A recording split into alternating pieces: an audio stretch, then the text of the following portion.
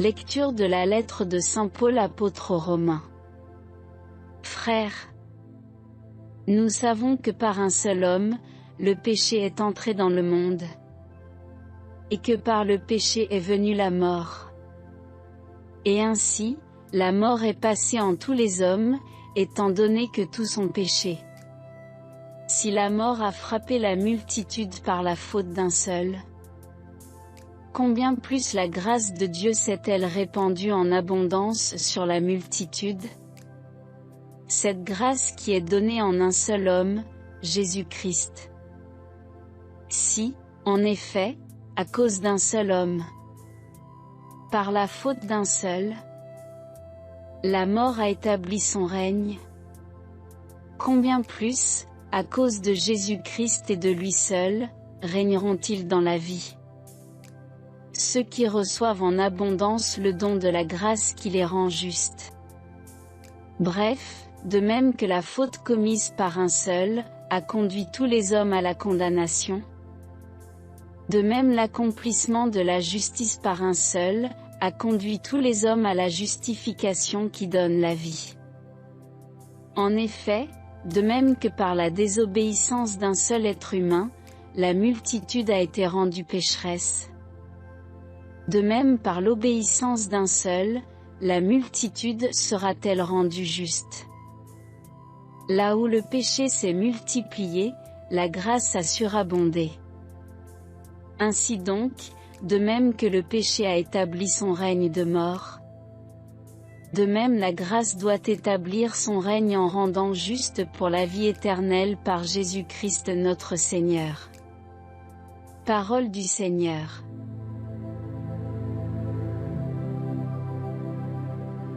Tu ne voulais ni offrande ni sacrifice.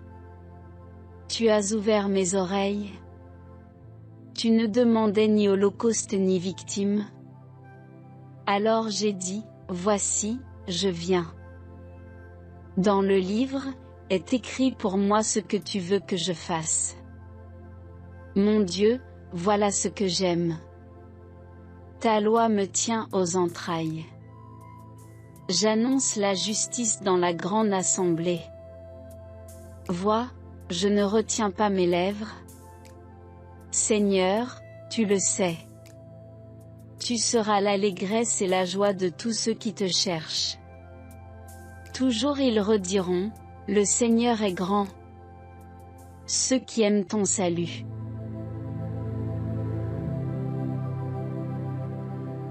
Évangile de Jésus-Christ selon saint Luc.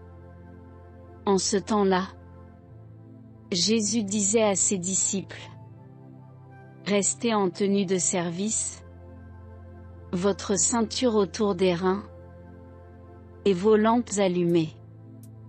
Soyez comme des gens qui attendent leur maître à son retour des noces, pour lui ouvrir dès qu'il arrivera et frappera à la porte. Heureux ces serviteurs-là que le maître, à son arrivée, trouvera en train de veiller.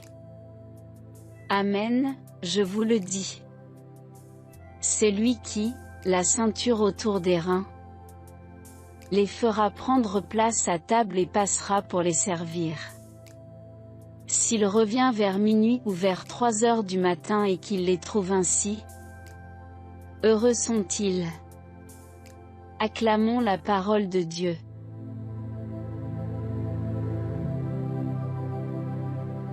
Nous entendons presque ce qu'il y a d'urgent dans ces paroles, ayez les reins sains, gardez vos lampes allumées. Il n'y a pas un instant à perdre, les choses avancent rapidement. Et c'est vrai, nos vies passent rapidement. Nos anniversaires de naissance s'enchaînent. Si nous ne sommes pas vigilants, nous pourrions être pris à l'improviste. Être surpris en montagne ou en mer risquerait d'être pour nous un désastre fatal. Et être pris à l'improviste dans notre vie spirituelle, dans ce qui importe vraiment, peut aussi être un terrible désastre.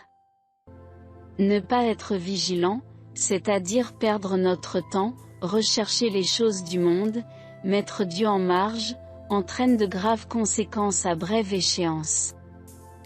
Il nous faut comprendre qu'il ne nous est pas demandé d'avoir les reins sains et nos lampes allumées, par crainte, mais bien dans l'attente de la venue du Maître.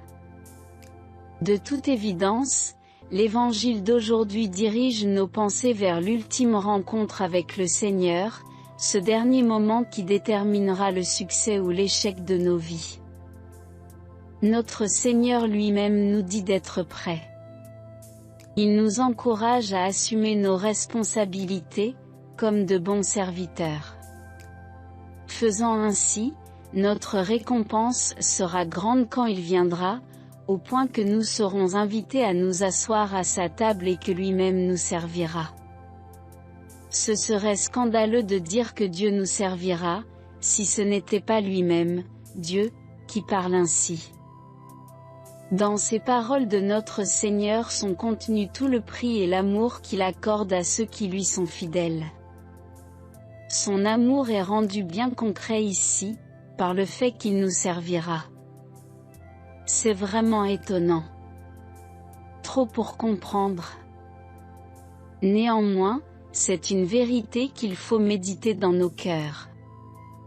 Trop souvent nous faisons des efforts pour être fidèles, uniquement par devoir. Je dois faire ceci parce que j'ai promis de le faire. C'est déjà un commencement, mais c'est une vertu purement humaine. Ce que le Christ nous a enseigné, c'est d'attendre la récompense qu'il nous a lui-même promise. Il nous dit d'être prudents, d'avoir nos lampes allumées, pour pouvoir nous associer au festin de la noce, comme les vierges sages, et de garder brûlantes dans nos cœurs les lampes de l'amour. Notre joie sera grande quand il nous aura trouvés fidèles en son amour et qu'il nous appellera « Venez, les bénis de mon Père ».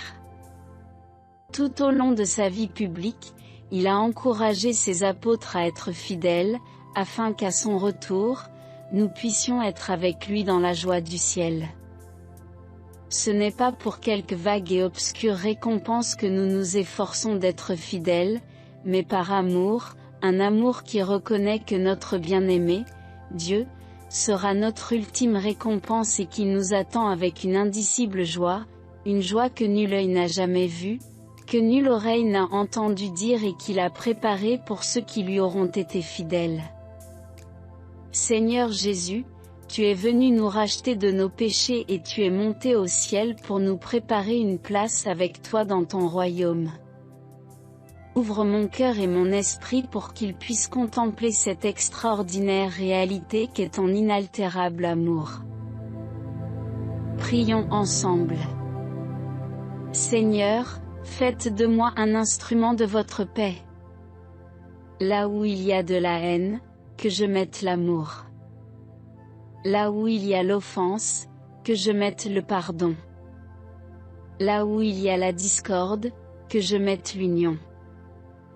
Là où il y a l'erreur, que je mette la vérité.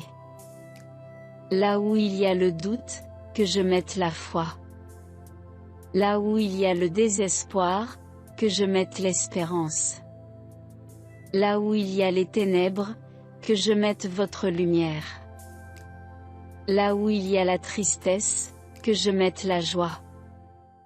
Ô Maître, que je ne cherche pas tant à être consolé, qu'à consoler, à être compris, qu'à comprendre, à être aimé, qu'à aimer.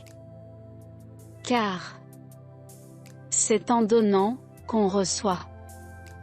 C'est en s'oubliant qu'on trouve. C'est en pardonnant qu'on est pardonné. C'est en mourant qu'on ressuscite à l'éternelle vie. Amen. Notre Père qui es aux cieux, que ton nom soit sanctifié, que ton règne vienne, que ta volonté soit faite sur la terre comme au ciel. Donne-nous aujourd'hui notre pain de ce jour. Pardonne-nous nos offenses, comme nous pardonnons aussi à ceux qui nous ont offensés. et ne nous laisse pas entrer en tentation, mais délivre-nous du mal. Amen. Je vous salue Marie, pleine de grâce. Le Seigneur est avec vous. Vous êtes bénie entre toutes les femmes, et Jésus, le fruit de vos entrailles, est béni. Sainte Marie, Mère de Dieu, priez pour nous pauvres pécheurs, maintenant et à l'heure de notre mort.